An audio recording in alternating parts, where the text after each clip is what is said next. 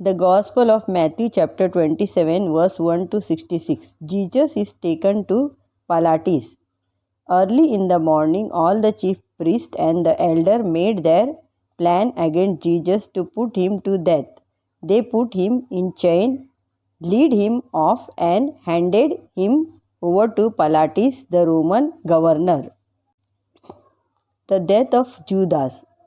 When Judas, the traitor, learned that Jesus has been condemned, he repented and took back the 30 silver coin to the chief priest and the elder.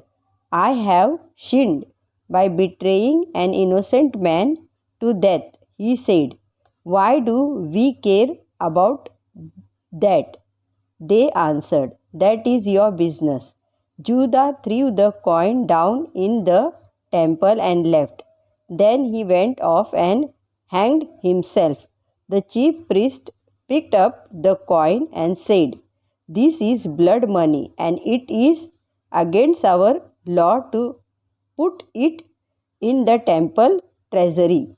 After reaching an agreement about it, they used the money to buy Potter's Field as a cemetery for foreigners. That is why that field is called Field of Blood to this very day. Then what the prophet Jeremiah had said came true. They took the 30 silver coin, the amount the people of Israel had agreed to pay for him, and used the money to buy the potter's field as the Lord had commanded me. Pilatus questioned Jesus. Jesus stood before the Roman governor, who questioned him, are you the king of the Jewish? He asked. So you say, answered Jesus. But he said nothing in response to the accusation of the chief priests and elders. So Pilatus said to him, don't you hear all these things they accuse you of? But Jesus refused to answer a single word, with the result that the governor was greatly surprised. Jesus is sentenced to death. At every Passover festival, the Roman governor was in the habit of setting free anyone prisoner the crowd asked for. At that time, there was a well-known prisoner named Jesus Barabbas. So when the crowd gathered, Pilatus asked them, which one do you want me to set free for you, Jesus Barabbas or Jesus called the Messiah? He knew very well that the Jewish authorities had handed Jesus over to him because they were jealous.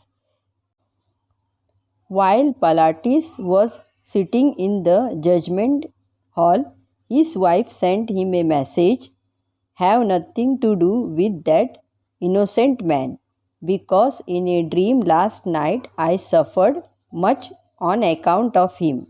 The chief priest and the elder persuaded the crowd to ask Pilatus to set Barabbas free and have Jesus put to death. But Pilatus asked the crowd, which one of these two do you want me to set free for you? Barabbas, they answered. What then shall I do with Jesus called the Messiah? Pilatus asked them. Crucify him, they all answered. But Pilatus asked, what crime has he committed? Then they started shouting at the top of their voice, crucify him. When Pilatus saw that it was no use to go on, but then a riot might break out, he took some water, washed his hand in front of the crowd and said, I am not responsible for the death of this man. This is your doing. The whole crowd answered, let the responsibility of his death fall on us and our children. Then Pilatus set Barabbas free for them, and after he had Jesus whipped, he handed him over to be crucified. The soldier mocked Jesus. Then Pilatus' soldier took Jesus into the governor's palace, and the whole company gathered round him. They stripped off his clothes and put a scarlet robe on him. Then they made a crown out of thorny branches and placed it on his head, and put a stick in his right hand. Then they kneeled before him and mocked him. Long live the King of the Jews, they said. They spat on him and took the stick and hit him over the head. When they had finished making him, they took the robe off and put his own clothes back on him. Then they led him out to crucify him. Jesus is crucified. As they were going out, they met a man from Cyrene named Simon, and the soldier forced him to carry Jesus' cross. They came to a place called Golgotha, which means the place of the skull. There they offered Jesus wine mixed with a bitter substance, but after tasting it, he would not drink it. They crucified him and then divided his clothes among them by throwing dice. After that, they sat there and watched him. Above his head, they put the written notice of the accusation against him. This is Jesus, the King of the Jews. Then they crucified two bandits with Jesus, one on his right and the other on his left. People passing by shook their heads and hurled insult at Jesus. You were going to tear down the temple and build it up again in 3 days. Save yourself. If you are God's son, come on down from the cross. In the same way, the chief priest and the teacher of the law and the elder jeered at him. He saved others, but he cannot save himself. Isn't it he the King of Israel? If he come down off the cross now, we will believe in him. He trusts in God and claimed to be God's son. Well then, let us see if God wants to save him now. Even the bandits who were being crucified with him insulted him in the same way. The death of Jesus. At noon, the whole country was covered with darkness, which lasted for 3 hours.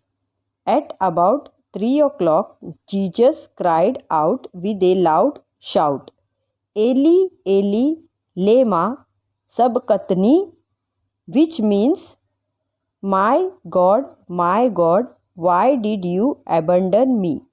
Some of the people standing there heard him and said, he is calling for Elijah.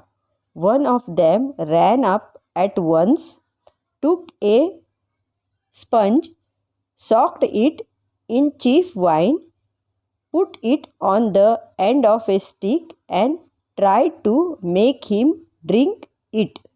But the other said, "Wait, let us see if Elijah is coming to save him." Jesus again gave a loud cry and breathed his last. Then the curtain hanging in the temple was torn in two from top to bottom. The earth shook, the rocks split apart, the grave broke open, and many of God's people who had died were raised to life. They left the grave, and after Jesus rose from death, they went into the holy city where many people saw them. When the army officer and the soldier with him who were watching Jesus saw the earthquake and everything else that happened, they were terrified and said, "He really was the Son of God." There were many women there, looking on from a distance, who had followed Jesus from Galilee and helped him.